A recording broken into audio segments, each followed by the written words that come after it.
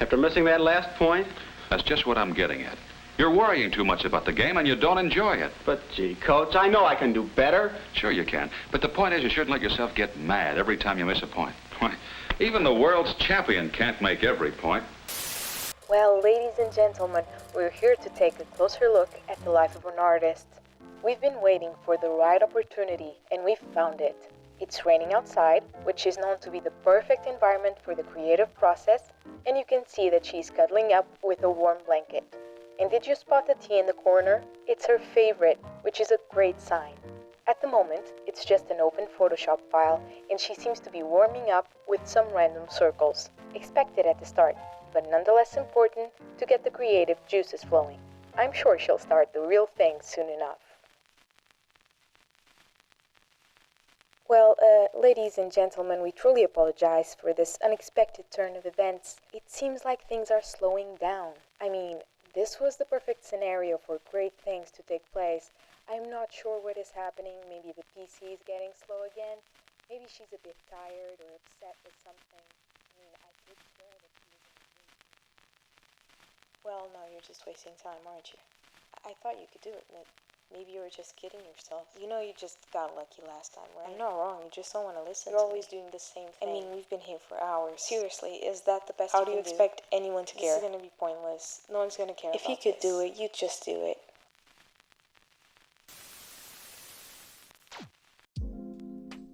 So, maybe you felt this way before. If you have, I'm really sorry. It's a really tough space to be in. And I'm not talking about just being stuck and not feeling very inspired in a specific moment in time. In most situations, the real advice is to just take a little break, clear your head, maybe go for a walk, or to just try again later. Especially when you've been working on something for a really long time, your head will get kind of cloudy and you might start overthinking and not seeing things as clearly. And that's totally okay. But right now, I'm referring to those moments when you might start hearing some awful things coming from your own head. It feels like no one is controlling them. They're just there. And they are still your own voice, which is really confusing. As creative people, we're so overwhelmed with life, with choices, with our own skills and everyone else's, that the last thing we need is to be the ones bringing ourselves down. I still feel weird calling myself an artist, and I bet you do too. And I don't mean that I have all the right answers, but truthfully, there was a time where the negative voices really just took complete control over my decisions, and they don't anymore. But recently, I've had them come back sometimes, and it just reminded me of how they'll never truly leave, and how fighting them is not just a switch you turn on and off. It's a constant push and pull you have to be aware of. And in order for it not to harm you, you need to recognize it, understand it, and most importantly, learn to tell it to f*** off. Today, we're going to talk about it, what it is, where it comes from, and how I managed to stop it. So get that cup of tea, get comfortable, or grab your sketchbook and draw along with me, as I also share something I've made inspired by this topic. I really enjoy taking my time with just one illustration, so this time I'm busting out my colored pencils and a big sheet of paper. So this will take a while, but I will cherish every second of it. So let's get started. Chapter 1. What is negative self-talk? Basically, negative self-talk is any inner dialogue you have with yourself that may be limiting your ability to believe in yourself and your own abilities, and to reach your potential. It is any thought that diminishes your ability to make positive changes in your life or your confidence in yourself to do so. Or maybe, negative self-talk is when your inner voice is excessively negative, sounding more like an inner critic. It is pessimistic and focuses on the bad. It erodes your confidence and stops you from reaching your potential. It can make you feel like you're going to fail before you start. This sounds about right, the inner voice in your head that tells you that you can't do it. Since I'm a big overthinker, I imagine this as something that starts off as a small whisper that gets more comfortable the more you let it happen. If you don't fight it or acknowledge it, it will just start speaking louder and louder until it's just screaming in your ears, to the point that you can't even hear your own voice anymore. So it might sound dumb or an exaggeration when a friend or a loved one tells you that they feel like they're just not good enough, when you know pretty well that they're really great at what they do. And you know that growing comes from doing. Why not just realize you want to do something, you can try to do it, and if it doesn't work out, you can just try again. It seems simple enough, and it should be. That's what my partner used to tell me. He would get confused and not really understand where my negativity was coming from, because it really doesn't make a lot of sense when looking from the outside. But imagine this. You're standing in front of two buttons, a blue one and a red one. Someone asks you to press the red one, and you do. But someone in the back of your head starts yelling at you and telling you that you're wrong and that you've pressed the wrong one. If that's the only thing that voice said, it'd be an easy fight, but it's not. It starts calling you names and using all the insecurities it has on you. Remember that time you were wrong? You didn't know you were then. What makes you so sure you aren't wrong now? It tells you you're dumb and that you don't know what you're doing. Everyone else clearly knows what they're doing, so if you can't even pick a color without doubting yourself, why should you trust yourself with anything else? What made you think you can do this? It sounds silly until you replace the question with something ambiguous, like the quality of your artistic skill or the quality of a certain piece of work, finished or otherwise. Insert here something that is really meaningful to you and that you will most certainly see other people do a lot better than you. It's not anyone's responsibility to validate anyone else's feelings, and this type of negativity comes from within, so even though it doesn't fix the problem, a good start can be a good friend telling you the things you need to hear.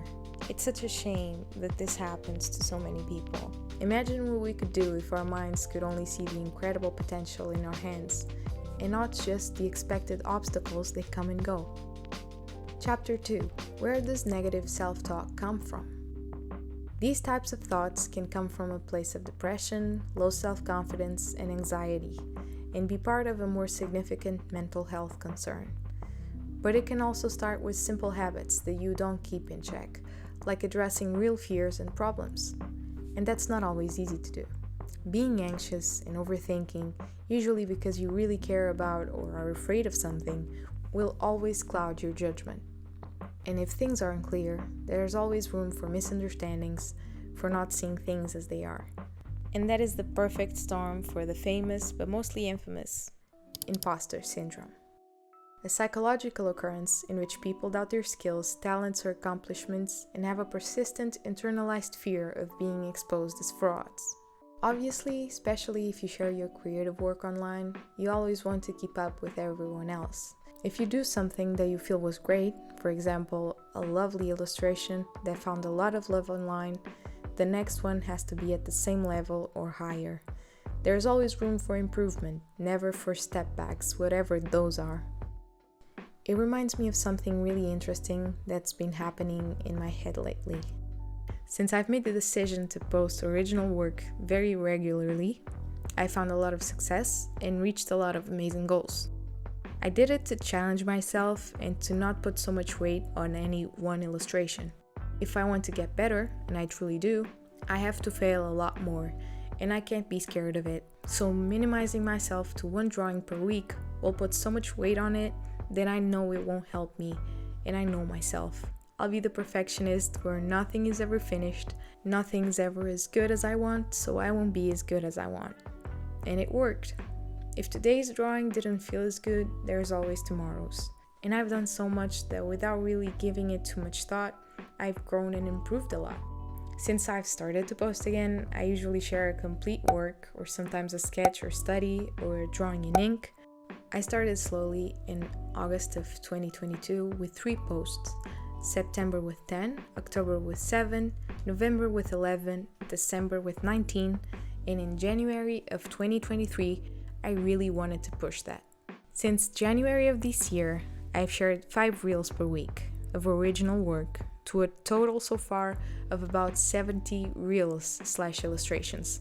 I know I won't be doing this forever since I'm not looking to get burned out, but honestly it really helped me and it really took some of the anxiety off, which is really ironic since I've never shared so much of myself to so many people.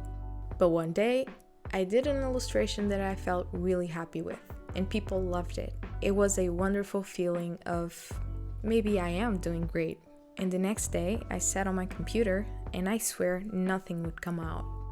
It was like I knew everything was possible, but I couldn't think of one good idea or concept to paint. And I genuinely believed for a few minutes that I wasn't really skilled, I just got lucky. And I was really afraid of trying to keep up that image of myself.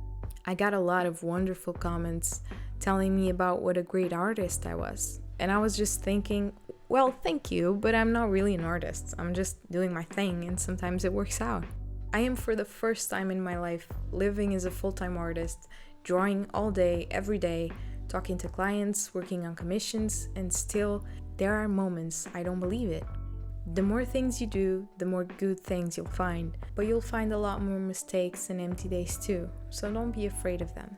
Remember that the good thing you did, it was still you who did it. And no progress is ever just a line that goes straight up. Learning and growing is full of curves. No one can take away the good you did, not even yourself. And there's no point in comparing yourself to other people, if not constructively, because who you are is what you're bringing to the table. And it's what will make you stand out and bring you success. I think we just want to be perceived as someone who knows what they're doing, who is confident and fearless, but no one truly is. At least not all the time. And even the incredible artists we all know are probably still going to bed with their own doubts and fears. Maybe we're afraid that someone will find out that we don't really know what we're doing, but no one truly does. Sometimes there are things we could be doing better, but isn't a positive mindset such a better way of moving forward? And sometimes you are really good, and you're doing a great job. It doesn't matter what it is, writing your first book, drawing, making music, creating a recipe. Sometimes you're really doing great, and it's a shame if you couldn't see that. So, Chapter 3. How can we stop it? Well, for some people, fear might be the answer. It might be what you respond to. But in my experience, and as I've seen so many people leaving wonderful comments of hope on my last video, the response might be kindness and positive reinforcement. And for me, that's where it started, but it wasn't the full picture. And it's not very easy, because you can't just shut off any ideas or voices that come up when you're not expecting them. Overall kindness means to treat yourself like someone you really care about. Most times we say things to ourselves that we'd never say to someone else, let alone someone we cherish. So genuinely try to listen to what you're feeling, and respond to it as if someone you really care about just said it. What would you say to them? There would probably be a lot more understanding, compassion, and kindness. Suddenly, half the things don't even make sense because you know that person. You know they're not lazy or unskilled, and that there's nothing wrong with them. What would you tell your partner who just had a terrible day and is feeling really stressed and hopeless? You probably wouldn't yell at them and tell them that they are weak and can't get their life straight. You'd comfort them and tell them to get some rest. Tomorrow's a new day and we'll try again. I have managed a strategy for when some intrusive thoughts pop up when I'm not expecting them. It helps me calm down and see things more clearly, because it's only frightening and truly debilitating when you don't understand it or acknowledge it. It's a big cloud of anxieties and nonsense thoughts that, after you actually look at all of them, you realize it's just a big storm of nothing. This is something that has worked for me personally, so it might not be the right answer for you, but I think it can always be worth it to just give it a try. Step 1. Listen to it.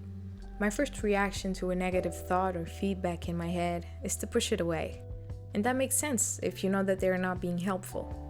But if that's the only thing I do, they'll soon be back with a vengeance. The first step is the worst one. It's the one where you let those thoughts come in and see them for what they are. Even if they're a bunch of loose sentences, it might be helpful to write them down or just take a moment to breathe and reflect on them. Don't try to argue or get defensive. Just listen.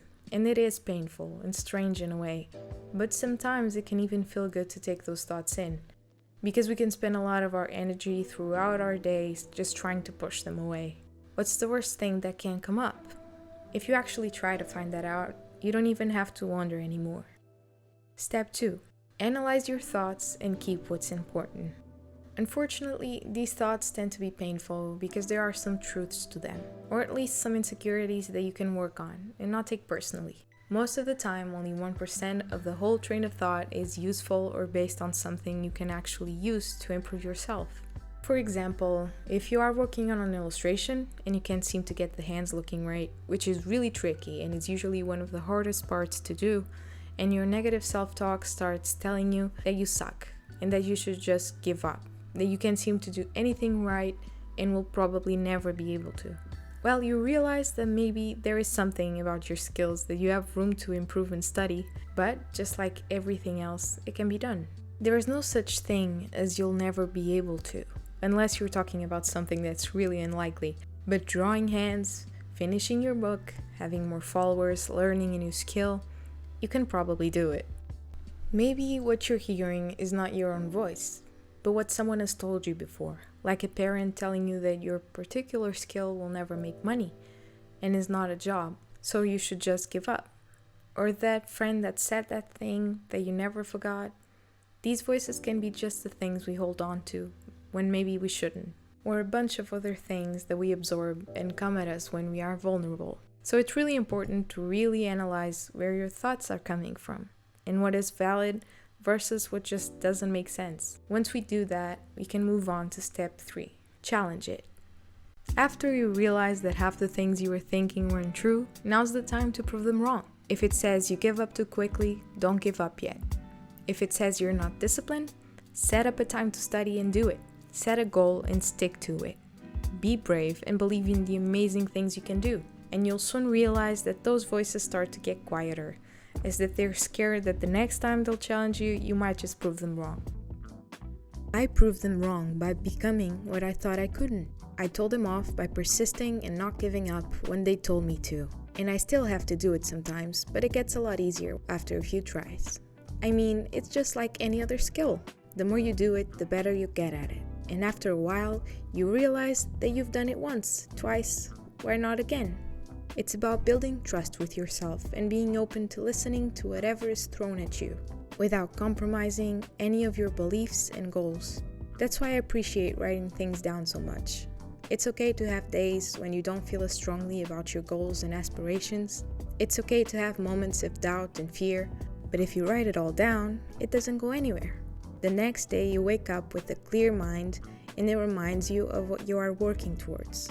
And the best part is, it doesn't have to be perfect, and you don't have to show it to anyone. Just remind yourself of all the amazing things you're going to accomplish, and how the bad days are not going to stop you. You should believe in yourself and what you can do, but if right now you can't believe in yourself, believe in the process. Don't think I can't do it, think it can be done. If you ever find yourself in a moment where your thoughts are just way too cloudy and you can't seem to get a grip on them, there is one question I ask myself that has completely changed the way I perceive anything that pops into my head. Ask yourself, is this a fact or feeling? Honestly, I don't remember where I've heard it, but it just simplifies things so much that it becomes incredibly helpful. Maybe you feel unmotivated and believe that you can't do something right now. But the fact can be that you're really tired because you didn't get enough sleep. And if you set a time to try again tomorrow and take your time, there's a great chance that you might do something even better than you expected. Or maybe you feel like you're never going to achieve your goals because you're not as good as this or that person. Well, the fact is, you don't have to be anyone else to succeed. You most likely have to find your own way, and your choices are in your hands to do so. There will always be a level of luck to everything. But the thing you really want to do, it can be done. And the fact is, you deserve it, just like anybody else. Just remember, is this a fact or a feeling? And how is this drawing related to this topic? Well, I realize our thoughts and flaws are just a part of us. And I really believe that in order to be truly happy and not let anything stand in the way of the future that I want for myself, I want to love all of it. I want to understand and forgive the parts of me that kind of suck, so I try to be kind and embrace them, even when it's a hard thing to do. I know it sounds really ironic that to get rid of these things I had to be nice to them, but it really worked for me. Something that I also try to remind myself of is that when we're searching for inspiration, especially online, for overall growth, artistic reference, or anything else, strength and resilience become these huge moments with an amazing before and after, underlined by an amazing story of aspiration and success. And maybe I'm partly doing the same thing here, but this is just a reminder that true strength comes from those quiet moments with yourself. the small choices, and the battles you fight by yourself in silence. It's lonely, and it's really easy to give up because no one's watching. So challenge yourself with kindness and celebrate every small step, because those voices may be a part of you, but I promise they will start loving you when you start loving yourself.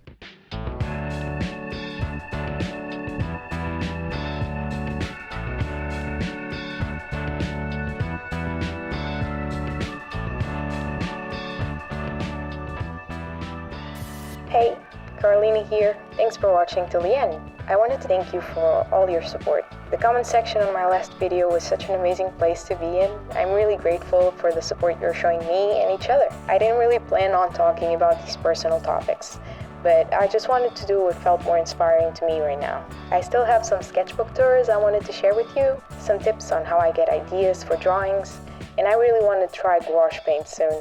So yeah, I hope you're doing well, and I guess I'll see you soon. Bye!